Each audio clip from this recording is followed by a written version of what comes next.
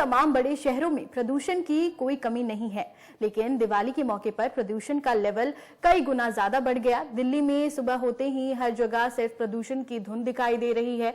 अगर हम बात करें तो इससे सांस लेने में भी लोगों को दिक्कत हो रही है और जो मरीज हैं जिन्हें सांस की प्रॉब्लम है उन्हें जो है बाहर निकलने से मना किया जा रहा है। दिल्ली एनसीआर की हवा गंभीर स्तर तक पहुंच गई है। कई जगह तो AQI 350 के पार चला गया है, लेकिन हिमाचल में इसका असर ज्यादा देखने को नहीं मिल रहा है। हिमाचल के कुछ शहरों में वायु गुणवत्ता सूचक में ज्यादा अंतर देखने को नहीं मिल रहा है। यहाँ कई शहरों में वायु की जो गुणवत्ता है, AQI है, वो काफी कम है और कुछ जगह ऐसे हैं जहां AQI 100 के पार पहुंच गया है।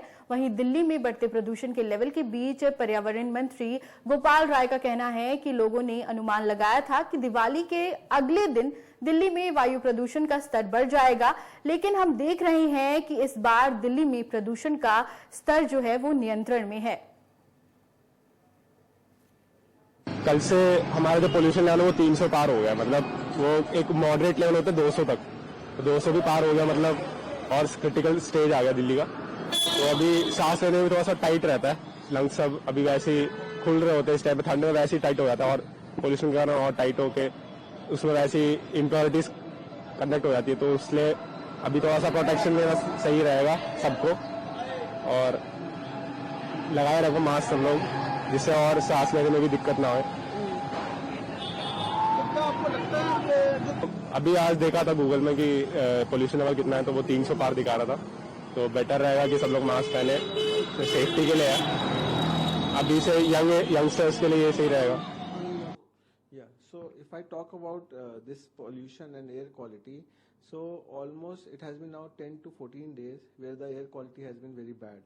Most of the time air quality index was above 400, and so already for a week or so we have been seeing many cases in which problems of cough, problems of breathing difficulty, more chest infections, these type of patients have been coming into us.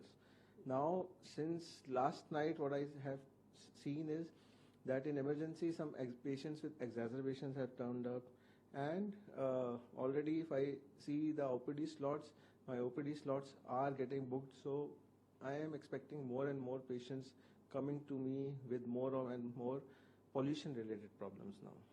So what kind of problems they are going through, the respiratory illnesses and what else?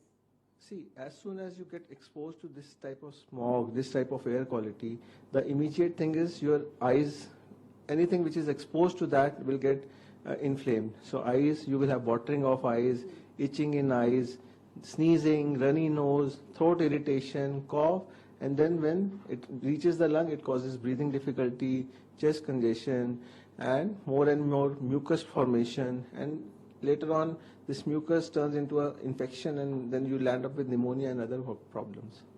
Sir, as you said, that people can land up to the ICUs and all. Sir, what about these gases which are already in the air? How dangerous these gases could be? See, apart from the useful gases, oxygen and all which we have to consume, when these gases which are harmful, which are sulfur dioxide, nitrogen oxide, all of this add into the air, these are all irritant. Those who have asthma, their asthma can get worsened. Further, these gases on long-term exposure increases risk of changes in the lung. Diwali के अगले दिन जिस तरह का सभी लोगों का अनुमान था कि प्रदूषण का स्तर काफी बढ़ जाएगा, उसमें एक नियंत्रण दिख रहा है और मैं इसके लिए दिल्ली के सभी लोगों का, सभी विभागों का जो सामूहिक प्रयास रहा है उसकी एक सफलता मानता हूं।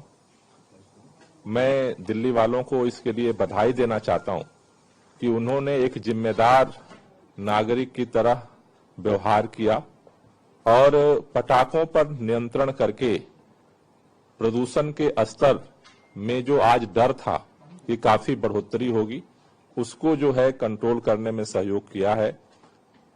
मैं ये निवेदन करना चाहता हूं दिल्ली के लोगों से कि जिस तरह से आपने पटाखे नहीं जलाए और दिए जलाकर दीपावली मनाई है, हमें उम्मीद है कि अगले साल तक जिन लोगों ने कुछ जगहों पे पटाखे जलाए उनको भी हम इस बात को समझा पाएंगे कि खुशियां मनाने के साथ साथ बच्चों की, बूढ़ों की जिंदगी को भी बचा